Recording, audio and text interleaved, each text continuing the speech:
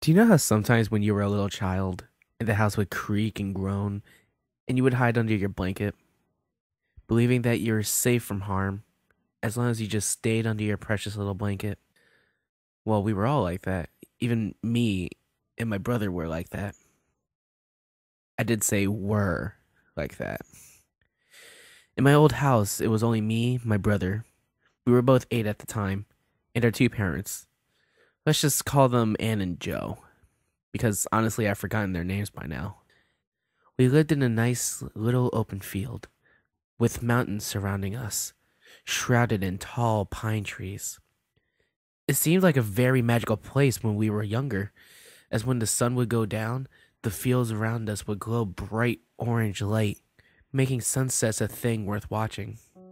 The house had 7 rooms in all: the living room, which is where the front door was, the hallway that was beside the living room, the kitchen that was connected to the hallway that Anne loved to cook and clean in there while she left the large window open, letting the sweet smell of cut grass and fresh air ventilate. Hell, me and my brother even helped her cook dinner sometimes, just so we could look out the window at the seemingly perfect sunset. And down the hallway was a set of stairs leading upward to the 2 large bedrooms. One bedroom for me and my brother, let's call him Alex, and the other for Ann and Joe. Me and my brother didn't share a bed. We had 2 little twin-sized beds on the opposite walls. My bed was Yu-Gi-Oh themed, and his was Pokemon. We never really went into our parents' bedroom, because to us, there wasn't a reason to. It was where Mommy and Daddy slept. That's all. The only time we went in there was those occasional nightmares, and we would hop on in with Ann and Joe. And it was always too dark to see the room itself. Oh, and of course there was the bathroom, right between where our room and Ann and Joe's room was. So it was very well placed for use in the morning.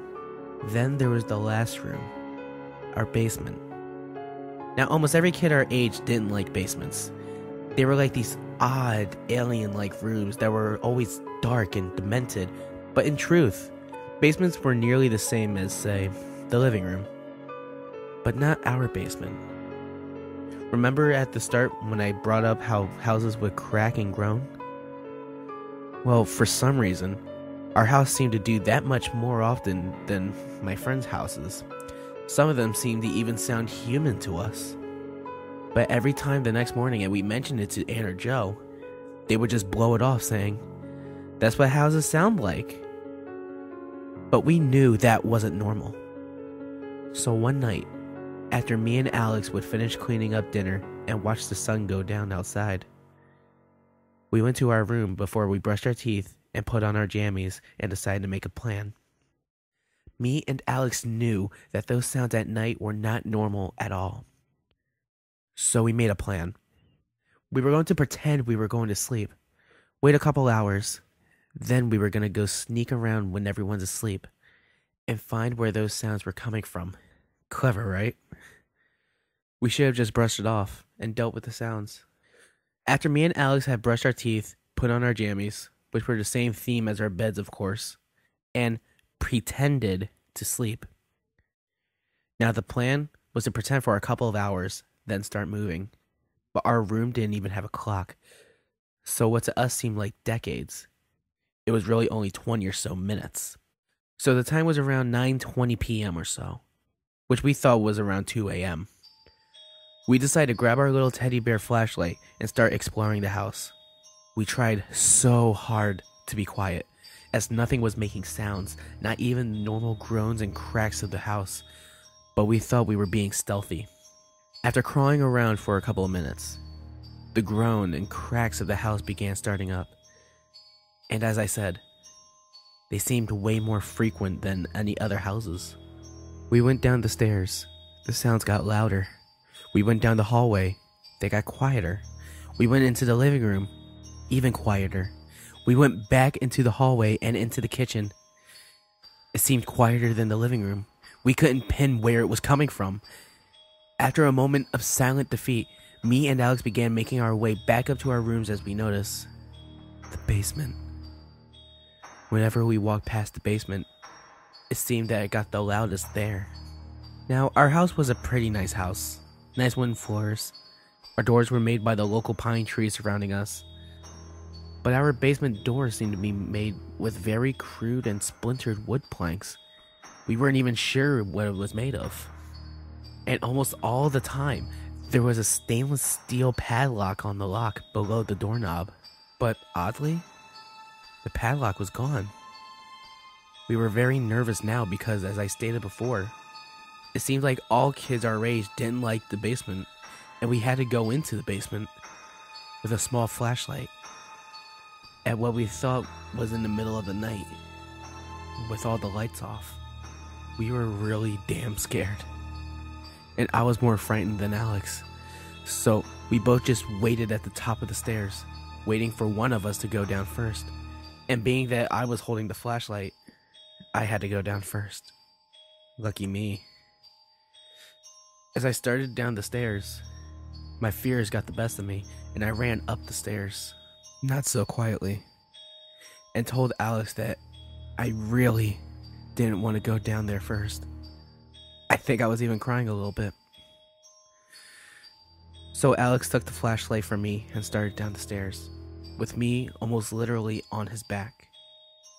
As we kept going down the stairs, the boards that served as the stairs seemed to creak louder and louder every step until we got to the bottom floor, which was made of concrete.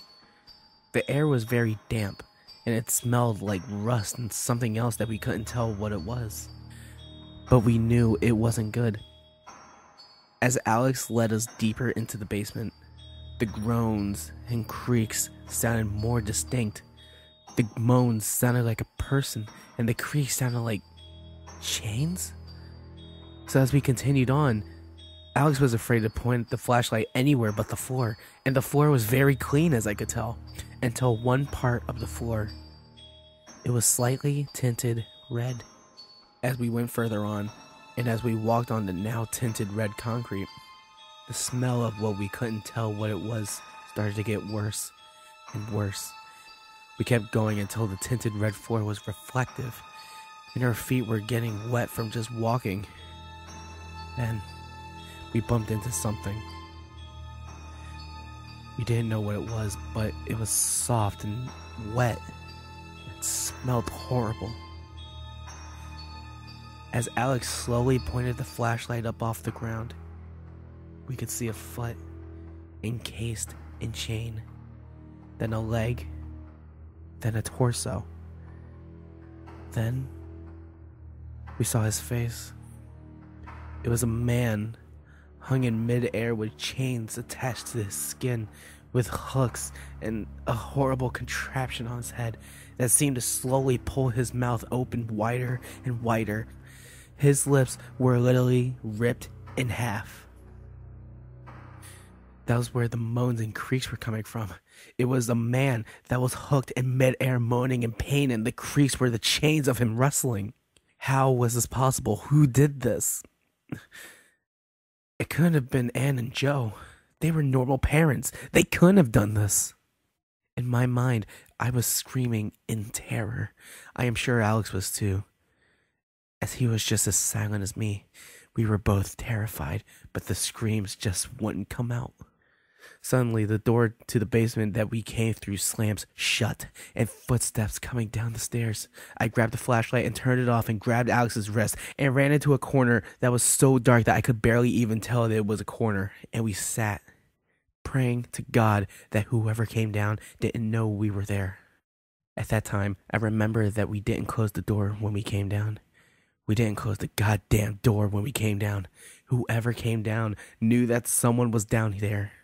It was so dark in the basement that we could only make out outlines of shelves and the man in chains and what looked like a man. He was walking towards us. Me and Alex were frozen in fear. The man grabbed Alex and picked him up high off the ground and pinned him to the wall. That's when the man began shouting, "What have you seen?" I couldn't believe it. It was Joe, our dad. But none of this made sense. After the man shouted, I could barely see Alex look down at me and say, "Run. Oh." As he said this, Joe looked down at me, seemingly not realizing that both of us were down here. He lunged his hand at me while keeping Alex pinned.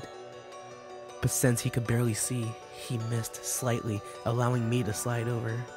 I got up and sprinted past the red liquid on the ground, past the man in chains, and up the stairs. I didn't care if someone heard me. I ran outside, as I didn't know if the Joe was behind me or not. So I ran and ran until I couldn't run anymore. So I walked until I came to a small coffee shop. I ran in and told them that I was being chased by a man, not wanting to say it was Joe. So they called the police and they were sent to my house. The thing is, my house had been set on fire.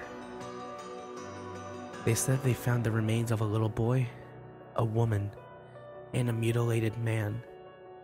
That's all. They didn't find another man. Joe is probably still out there. I am 16 now, and I'm living with a foster family. I never went back to the site of the fire, and I always feel like someone's watching me. But I'm sure it's nothing. Right? Right?